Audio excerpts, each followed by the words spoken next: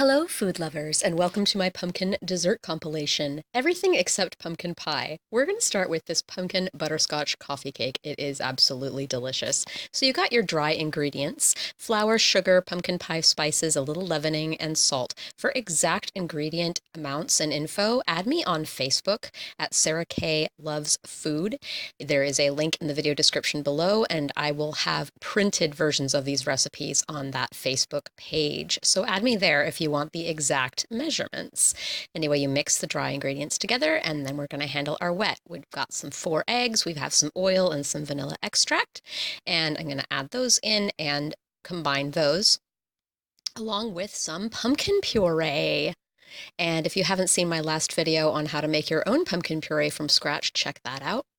You want to mix it till it looks kind of like mayonnaise. And then this is melted butterscotch chips. It adds this lovely butterscotchy brown sugary flavor to the cake, and it's really what makes this coffee cake special. So you mix those in until it is all smoothly incorporated and it's like a butterscotch mayonnaise. Then you pour the wet into the dry, like you're making muffins. Incidentally, this does make good muffins. I have made it as muffins before and it works lovely. But just mix it until it's all combined. Don't overmix or it'll be gummy. You should have a nice, standard batter. Not too thick, not too thin. I'd say it's a little on the thicker side. And then this is a streusel filling. We have chopped pecans and brown sugar and also pumpkin pie spices again. I like to keep my pumpkin pie spices separate and just make my own blend rather than buy pumpkin pie spice, but you can of course just add pumpkin pie spice. Mix it together with a mighty fork. And this streusel is going to go between the layers of cake, which makes it really special. This is a tube pan that I have greased with butter. And then you're just going to put half of your batter, not all of it, half of your batter in the bottom of the pan, spread as evenly as you can. And then you're going to spread all of that streusel as evenly as you can around it. And this part is kind of hard. I find using your hands is just the easiest way to do it. Try not to pick up any cake batter while you're doing that. Then I've dumped the second half of the cake batter, and this part's also hard, but just be patient and start in the middle of your globs of cake batter to spread it very carefully over the streusel. If you're not careful, you'll pick up the streusel. See, like I just did right there. You'll pick up the streusel.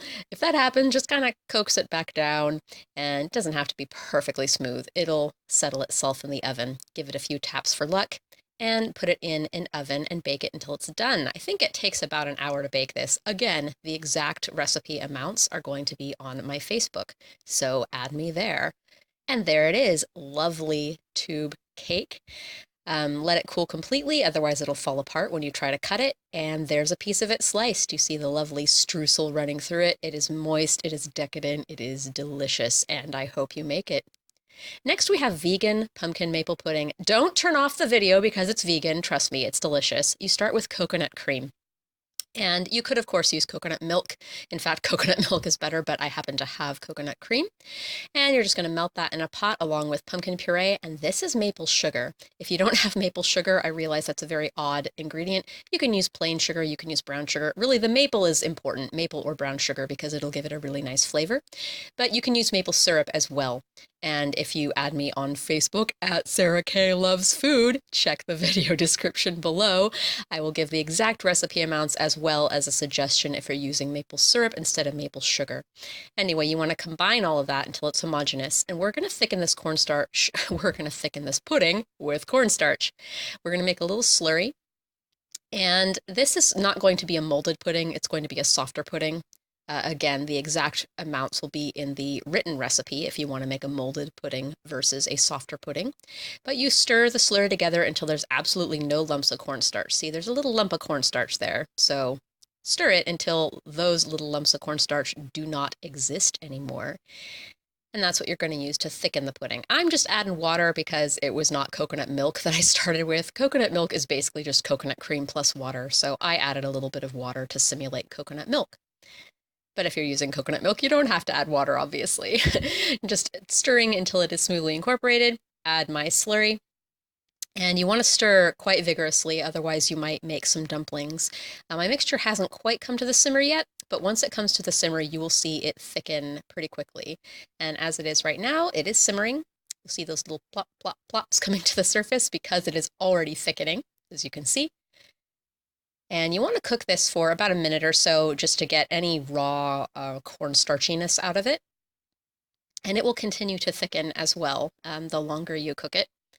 But again, you only really want to cook it for about a minute or so. And you don't want to boil it rapidly. You don't want it exploding all over in your face. That's a little bit of pumpkin, actually, which is totally fine. Like, I left a couple little lumps of pumpkin in my pudding, and I didn't really care. It's nice little surprises of pumpkin. And once it is simmered about a minute or so on the stove and it is nice and thick, note it will be thicker once it is chilled. So this is not its final form. This is not as thick as it will be. Once it's gotten to this state, you're ready to pour it into your serving vessel. If you were molding it, you'd pour it into your mold at this point. Ah, ha, ha. Don't forget the vanilla extract before you do that, though. That's important. So one cool thing about this pudding is that you don't add pumpkin pie spices to it. Like most pumpkin desserts always have the spices, but this one I left them out. I decided to keep it pure so you could really taste the pumpkin and the maple and the vanilla. So the vanilla is really important. I smooth it just to make it look pretty. You don't really have to do that. And then chill it in the fridge until it's set, several hours or overnight. And once you have done that, you have this luscious, lovely vegan coconut pudding. Of course, you can make this with cow's milk if you want to. I just happen to have a lot of coconut cream, and I thought this would be a great way to use it up. As you can see, it holds its shape beautifully on the spoon, but it's still a little too soft to mold. But it's so good. I had it for breakfast for several days. It's wonderful. And now we're moving on to pumpkin cookies. You start pretty much similarly the way you did with the coffee cake, with your flour and your salt and your leavening agents and your pumpkin pie spices. I think this one doesn't have ginger, surprisingly enough. I could be wrong. Check the written recipe on Facebook and you'll see. Anyway, whisk the dry ingredients together, and then we have our classic wet ingredients for cookies, some butter and some sugar. Whisk those with a whisk until you discover that a whisk is not a good tool for that, and switch to an electric mixer and cream those ingredients together. This is a trick that I learned from Mary Berry from Great British Bake Off. You add a little tiny bit of the flour to your butter mixture and it prevents it from curdling later on when you add the eggs, which I'm doing right now. One egg goes into the butter sugar mixture, and you want to incorporate. You don't need to like incorporate a bunch of air into it like you do with a cake batter. You just want to make it smooth like that. Add your vanilla extract. And then I'm going to add, if you saw my savory pumpkin recipe video, you'll see that I am squeezing out excess water out of the pumpkin puree here. I've pressed it between paper towels for about a half hour, and that prevents basically water from getting into my cookie dough. I don't want my cookie dough to have water in it. Not a very great ingredient for cookie dough. So I am awkwardly mixing with one hand while I'm holding the camera with another, and then voila! It's all mixed beautifully off camera. Then I'm adding my dry ingredients and just stirring to incorporate. Like with the cake batter, you don't want to overmix this, otherwise it will get very gummy. Now this is a nice stiff cookie dough. It should resemble chocolate chip cookie dough, and we're going to add some vanilla chips to it to make it resemble chocolate chip cookie dough even further. Does not really taste like it, but there you go. I'm using a small ice cream scoop, or I think this actually is even marketed just as a cookie scoop, and I'm putting it onto a silpat. That is not dirty, by the way. It is stained from regular use. That's what happens when you use things like cookie sheets and silpats. They get stained. Clean them as hard as you might. Anyway, this recipe makes 3 dozen cookies, and you want to cook them in batches. And I'm just pressing down the tops here so that they won't be so round and like spherical when they come out of the oven.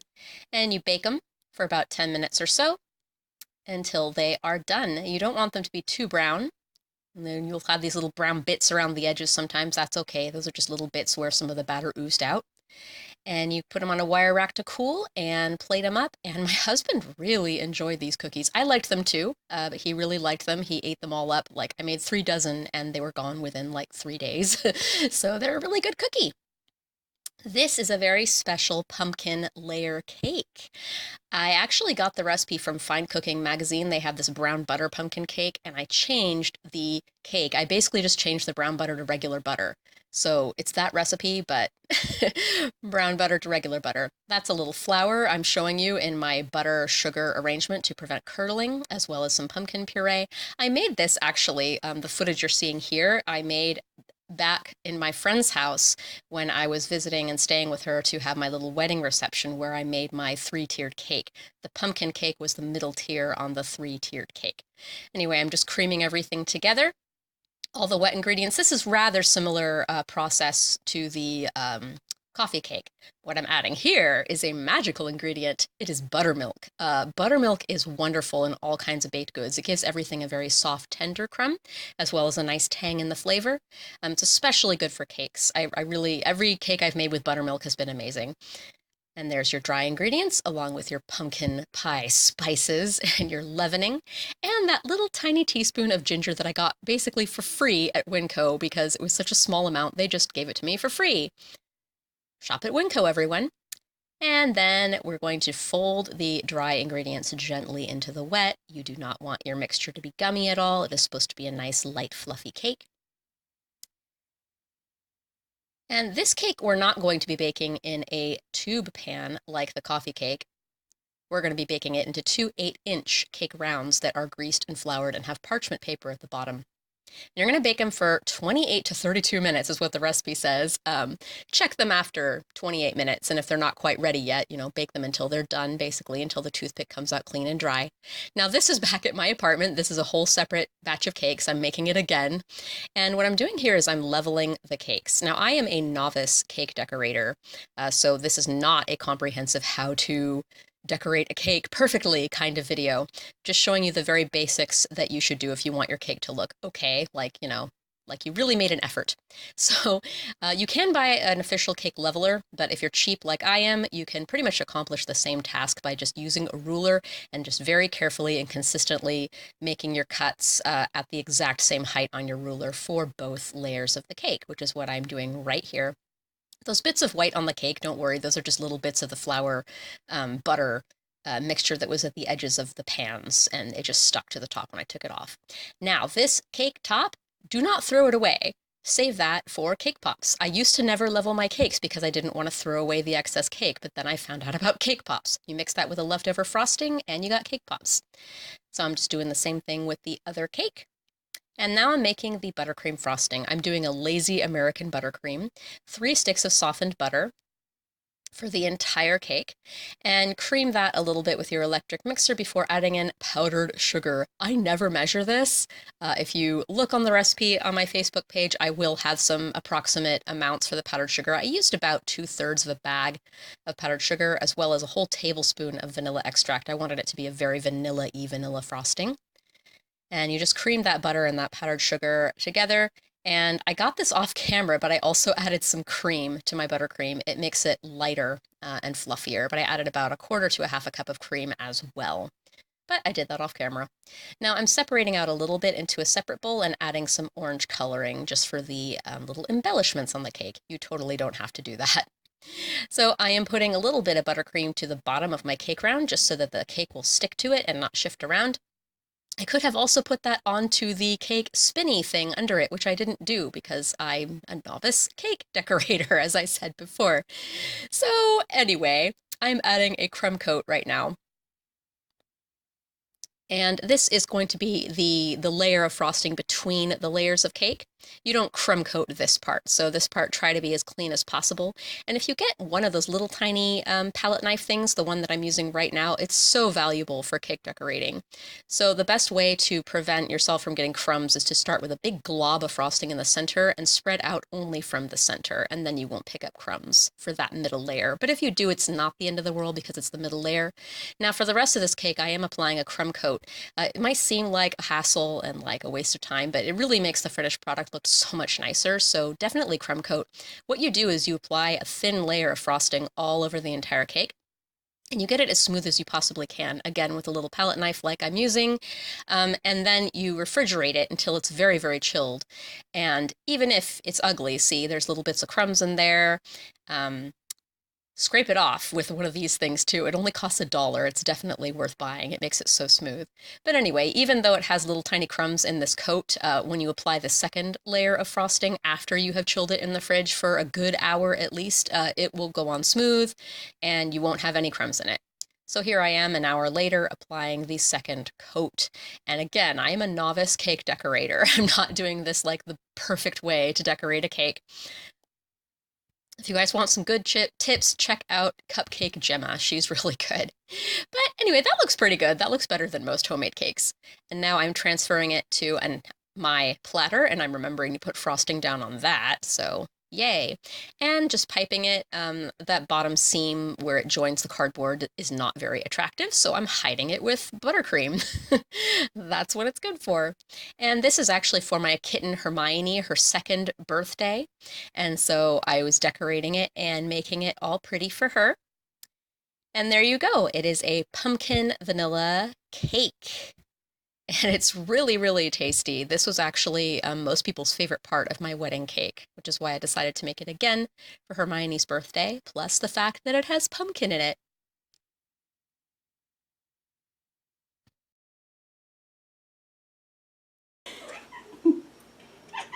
Happy birthday to you. Happy birthday to you. Happy birthday, dear Hermione. Happy birthday to you. Okay, sorry, I won't hold you anymore. Yay!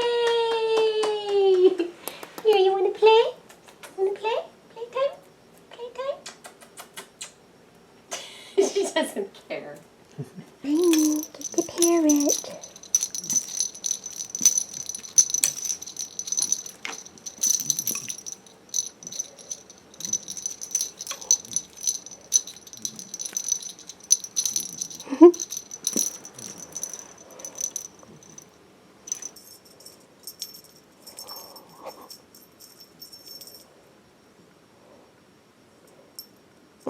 I'm gonna get the bell.